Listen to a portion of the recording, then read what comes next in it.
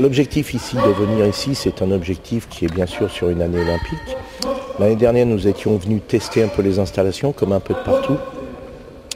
Et on a trouvé que c'était au plus près de Paris, puisque j'ai beaucoup de Parisiens dans l'équipe nationale, donc moins de déplacements. La proximité, ici, ça nous permet d'être ensemble, proches et un peu chaud dans une ambiance où les athlètes se sentent à l'aise. L'important, c'est de vivre ensemble, parce que le bien vivre ensemble, bien sûr, ne fait pas gagner des titres olympiques, mais ça nous permet de, plus on vit bien ensemble, plus on peut travailler la technique, plus on peut se dire des choses. Et c'est ce qui est le plus important, c'est qu'ils arrivent à être eux-mêmes et à se sentir libérés de plus en plus. Il y a 10 filles et 9 garçons convoqués. Donc avec les meilleurs Français, donc le collectif France Olympique. Donc maintenant on va passer à une phase beaucoup plus technique et puis on va resserrer de plus en plus parce qu'à un moment il faudra faire une sélection et n'en prendre que 6 pour les Jeux Olympiques. Donc ça va être mon rôle. Puis après il n'y aura plus que 4 sur la piste et là ça va être encore des choix difficiles.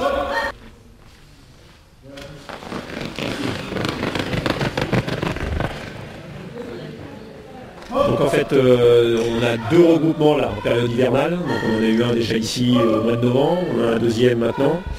Donc c'est des phases où les sprinteurs ne vont pas très vite.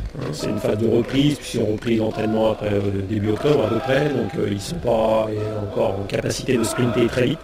Donc c'est des regroupements où on cherche à améliorer leur technique individuelle. Donc leur technique de prise d'élan, donc spécifique aux relayeurs, la mise en action, et puis les techniques de prise de témoin et de donne de témoin. Donc comme on le voit là, à petite vitesse, en marchant, en trottinant, et puis après à petite vitesse sur des prises d'élan. Donc ça c'est le principal objectif de ces 2 stages, pour ensuite déboucher sur le stage en Afrique du Sud où là ils vont aller un petit peu plus vite, où là on va pouvoir faire des marques un petit peu plus vite, à vitesse spécifique. Et puis après, au printemps, pour préparer les compétitions et les échéances. L'évaluation de notre partenaire, il va arriver que vous soyez trop près. On gère la situation, on ne donne pas le témoin trop près. On laisse partir, on donne le témoin et on donne. D'accord? C'est comme au championnat. On va dire c'est de la technique, surtout de la technique individuelle. La technique individuelle de relayeurs, qu'ils n'ont pas trop l'habitude malheureusement de faire avec leur coach perso. Donc voilà, ils vont travailler individuellement pour être capables de partir au bon moment, de recevoir un témoin dans de bonnes conditions, de donner un témoin à un partenaire dans de bonnes conditions. Pour qu'ensuite, à pleine vitesse, on n'ait plus qu'à régler les problèmes de gestion de vitesse et de coordination des vitesses d'arrivée et de vitesse de départ des relayeurs. Au niveau technique, il y a une spécificité en France qui est historique.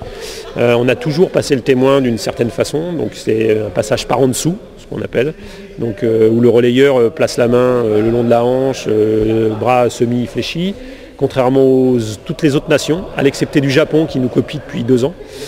Toutes les autres nations passent le témoin par au-dessus avec un bras tendu à l'arrière. Je suis donc une sprinteuse et une relayeuse, donc je fais du 100 mètres et le relais 4x100.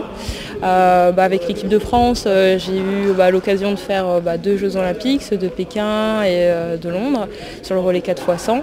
J'étais finaliste au dernier championnat d'Europe à Zurich en 2014, finaliste aussi, finaliste et médaillée d'argent sur le relais 4x100.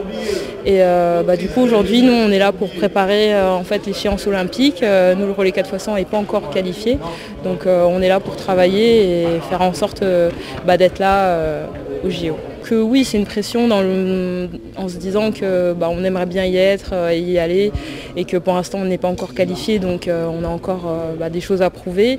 En même temps c'est une motivation parce que c'est vrai que le relais 4x100 féminin a toujours participé aux Jeux Olympiques, donc c'est vrai qu'on aimerait continuer la tradition et faire encore briller les couleurs de la France dans les épreuves de relais.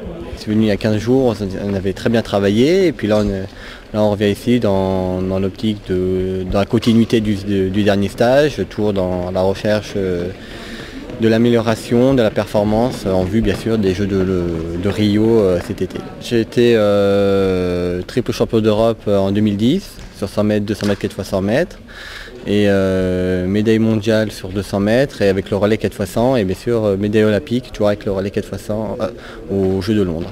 En parlant de relais, on a un très bon collectif, on l'a prouvé l'été dernier au championnat du monde à Pékin. On a enfin fait le deuxième meilleur chrono français, donc on a un très bon collectif très fort et maintenant il faut le prouver et en retravaillant les relais, en travaillant les passages pour limiter le temps de transmission, gagner du temps pour être avec les meilleurs.